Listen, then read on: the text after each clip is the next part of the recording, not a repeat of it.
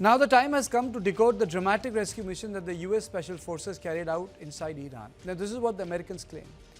The claim is that American F-15E Strike Eagle was shot down by the Iranian forces last Friday. The crew members eject seconds before the impact and land deep inside the territory. The pilots maintain constant communication with the headquarters, get rescued within 6 hours in an operation involving attack jets and helicopters. But the weapons system officer goes missing after getting separated at the time of ejection. For 2 days, US military intelligence agencies combed through the area unsuccessfully. The status remains unknown. On the ground, the officers shift to evasion technique. He climbed the 7,000-foot ridge and hides inside the narrow mountain crevice. This is where the Siri tracking kicked in. Siri stands for survival, evasion, resistance, and escape. It is a specialized program that prepares pilots to survive behind enemy lines. He limits movement, conserves energy, uses intermittent beacon signals to avoid detection. His survival rate is likely to include high-calorie ration bars that can be consumed without water. He manages hydration using built-in systems or purification tablets to drink from natural sources. Quick energy sources like glucose gets help maintain blood sugar during stress. He also carries essential gear including a compact medical kit. Communication tools like multi-band radios, infrared strobes, and signal mirrors help coordinate with rescuers while staying concealed. Meanwhile, United States Central Command prepares to announce pilots' rescue. But just before the statement, a breakthrough emerges. Officials confirm that the signal is authentic and belongs to the missing Airman. The announcement is scrapped. On the other hand, Iran launches search teams, including the one at the base of the mountain where the officer was hiding. For Tehran, the drowned colonel was powerful bargaining chip, while for the US military, it boils down to the motto of no one is left behind. US initiates a deception plan by spreading information that the Airman has already been rescued and is being moved in a convoy. The aim was to misdirect Iranian forces and buy time. Around 100 special operation troops, including elite units, are assembled. The Central Intelligence Agency confirms the officer's exact location. Under cover of darkness, Special Forces launches one of the most complex rescue missions in US special operation history. Forces secure the area and prevent any approach without engaging in a direct firefight. Satellite imagery later reveals nearly 28 precision strike craters and 9 meters wide along key roads in Iran's Isfahan province, designed to block access routes. They reach him injured but alive and move him quickly onto a helicopter. He is flown to a remote pre-prepared airstrip. The plan is for an immediate extraction via C-130 aircraft to Kuwait, but the setback occurs when the aircraft nose gets stuck in the soft sand, leaving the rescue team stranded. Efforts to free the aircraft fail and backup planes are called out as time runs out.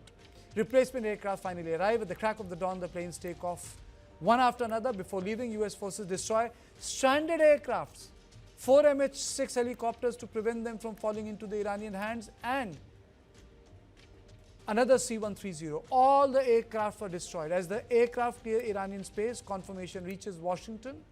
We got him. And we also have the pictures of the aircraft that have been destroyed. On this issue, I'm joined by Air Commodore Dr. Ashwinder Singh Bahal. Sir, there are two narratives. One, the guy was picked up, and the second, it was a botched up operation. Your comments. Karthikeya, thank you very much, and Jai Hind for calling me. Unlike some veterans, I don't have any sources in CIA or Mossad, and I doubt if veterans have such sources. So, but if you want my assessment, I will definitely give it very, very clearly. First thing, the tail fin of was shown with the numbers saying that this aircraft F-15 belongs to 44th Fighter Squadron. So apparently that is correct, which means the Iranians had shot down the aircraft. And thereafter, the pilot was rescued. If you remember, there was a talk of Black Hawk being damaged and the crew being hit, but they were able to go back and land in their own territory. So this particular part is correct, the recovery of the pilot. The second part is a weapon systems officer or weapon systems operator. It's called differently in different countries. So if that gentleman whose whole story is in the Zagros Mountains.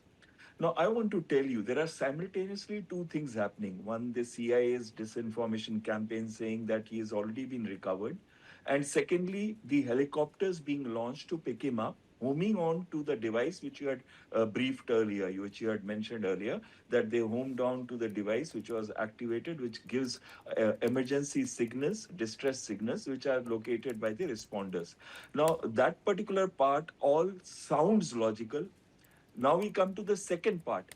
What doesn't sound logical is the two C-130Js, which had landed in a temporary forward operating base, which is 45 to 50 kilometers southeast of Isfahan, which is the nuclear center, or one of the nuclear institutions of Iran, and where it is suspected that probably some of the enriched uranium is there, and it's also in tunnels.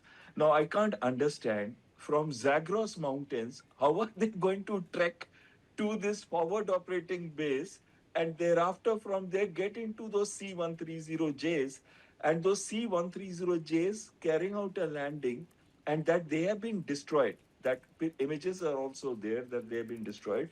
So probably America, this is my analysis, I could be completely wrong since I have no sources anywhere. What could have happened was that whilst the pilot was being rescued, and the WSO, whether he was rescued or not, I'm not sure. But if they were being rescued, simultaneously they carried out they found it as an opportunity to land a C-130J in a forward operating base, which is kind of an agricultural airstrip, which is 3,900 feet by 200 feet. And from there, you're 45 kilometers to 50 kilometers from Isfahan. So they probably may have tested whether they can go and grab the enriched uranium. They found that the aircraft got, stuck in the sandy strip, and that is when they blew them up. Now, all this, some part of it is fiction, but a lot of it is facts also. But what I personally feel is that there was a rescue, because they have shown the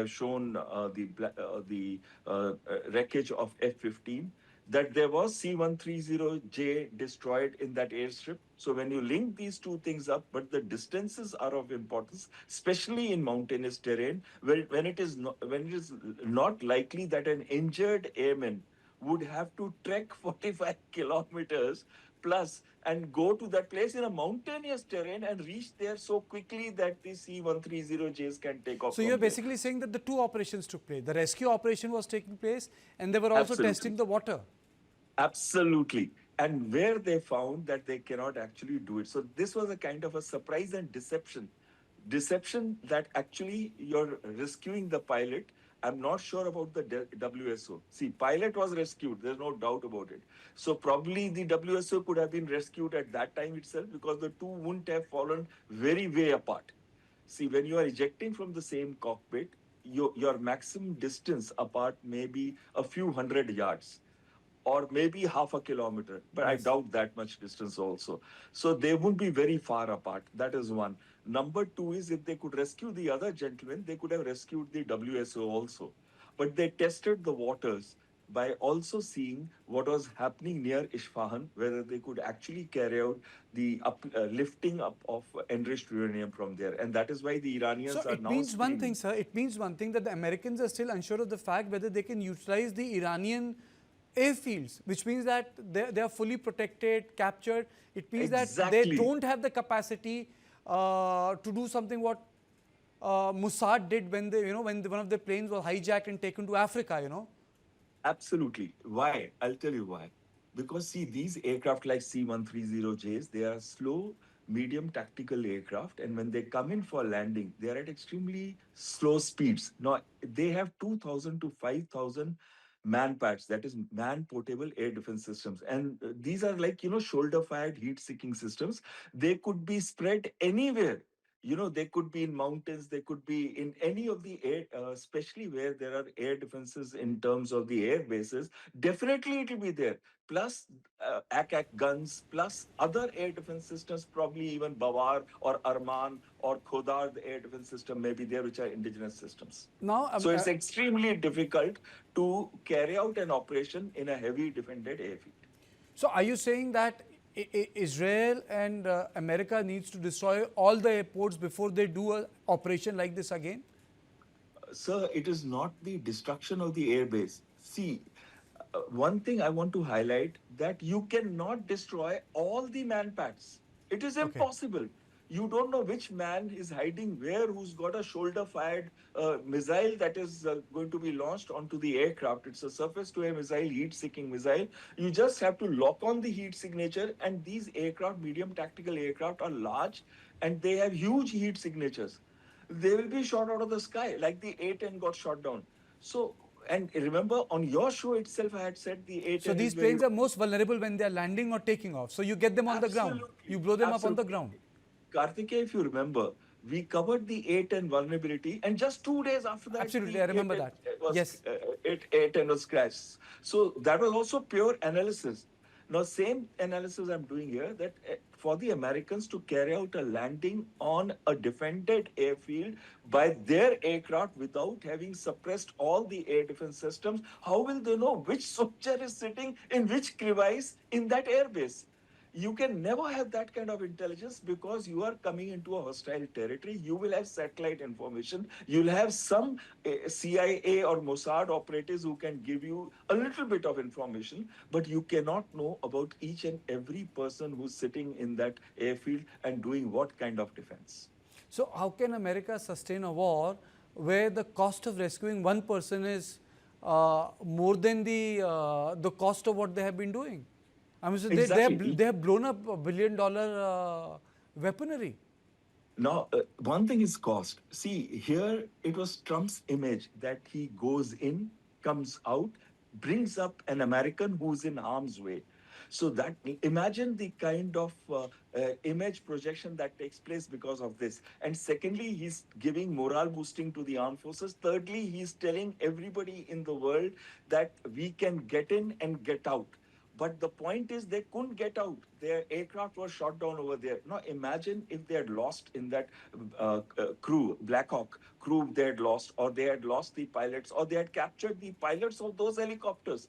It could have very easily taken place if they had crashed inside Iran. Now, what would have happened then? In trying to save one pilot, you are now risking the lives of so many human beings, and thereafter proving what Trump Absolutely. was lucky in this operation. Let me assure you, all operations like this, majority have failed till now. You mentioned one which succeeded, but there are 90% failure chances. I'll give you an example. Black Hawk Down, Oh, yes. 1993. 19 Americans died in that, and 73 were injured in trying to do the rescue. Give you second example, 1979, Iran, when they came out to take out those 66 Americans who were taken hostage. 6 did escape through the crew, through the Canadian, but majority of them were caught, and 8 American Okay. soldiers were killed. Absolutely. Absolutely, absolutely. I've really run short of time. I think this story is not going to go anywhere because the contrarian view has emerged. Thank you, sir, for joining me.